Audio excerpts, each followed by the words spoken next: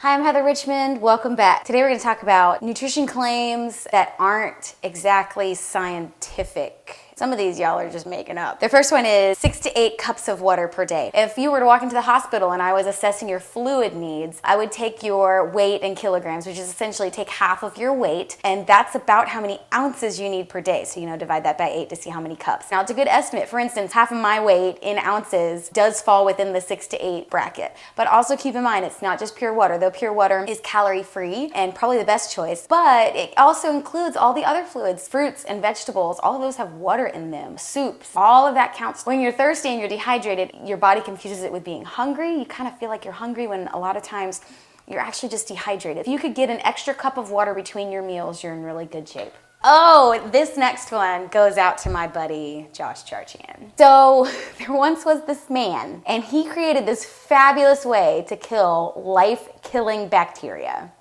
It's called pasteurization. It is life-saving. Are there more nutrients in unpasteurized milk? Maybe, and that's a strong maybe. I know it's in love. You want the best for your child, but giving your child unpasteurized milk is really playing Russian roulette with what disease they could get from that unpasteurized milk. And I know, I've had many conversations and arguments with people who claim unpasteurized milk is the way to go. The cows are sterile, very, very monitored conditions. Have you ever driven past a cow pasture? The finest minds in all the world can't keep a hospital clean of flesh-eating bacteria. You think a farmer is gonna keep a cow free of flesh-eating bacteria? Guys, I'm not meaning to insult your intelligence. I know a lot of people who are gonna give me flack for this post alone. Please don't do it.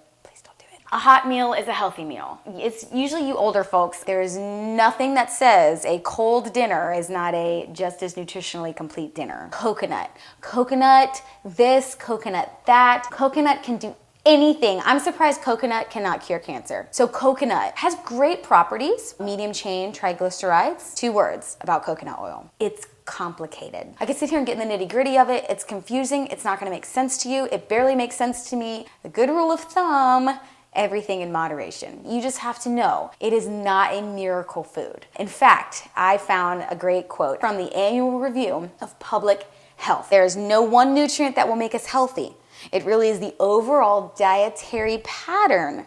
Dietary patterns consistently associated with good health tend to be low in saturated fat. There is no pixie dust involved, which is my favorite line. There's no pixie dust involved. Coconut pixie dust. Wholesome foods and sensible combinations. That's the key. Coconut oil is a saturated fat. Coconut oil will raise your LDL, that's your bad fat. Coconut oil, which is why a lot of people like it, it will also raise your HDL, which is your good cholesterol. So what does that mean?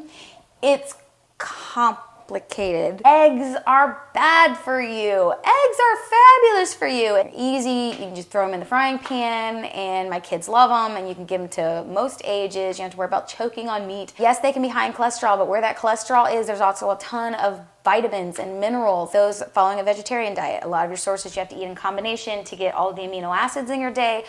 Eggs are a complete protein. Limited, of course, in moderation, just like everything. We'll say 1 to 2 times a week of the yolk. Perfectly healthy, great option for a quick dinner. The enzyme talk. Stop. Just stop. It's easy to throw around the term enzyme and this enzyme and that enzymes, and you need these enzymes because people know so little about enzymes. There are a ton of them. They have very specific actions, and the body is really good at creating and getting rid of enzymes it doesn't need and appropriating them. Eating after a certain time is bad. Eating after a certain time is not bad. Calories are calories are calories. The body burns more calories at night than it does watching a movie. How about them apples? But there's nothing magical. There's nothing horrible that happens after 5 o'clock. There's no scientific studies that say that eating after a certain time is harmful to your health. It's just eating too many calories. It's harmful to your health, and most people eat too many calories at night. Cleanses. Oh no. To clean toxins from your body. I am stepping on so many toes because I have so many friends who are watching these videos. I'm not saying the product is bogus, but the concept of a cleanse. Our bodies are designed with this fabulous system. It's called the liver, the kidneys, and the spleen. There is no evidence to support that not eating food or eating certain foods to cleanse the body actually does that, cleanses the body. You just get really hungry and you feel like you're cleansed because your stomach is empty. You're not really cleansing anything. I'm sorry. It's fabulous in concept. It just doesn't work that way.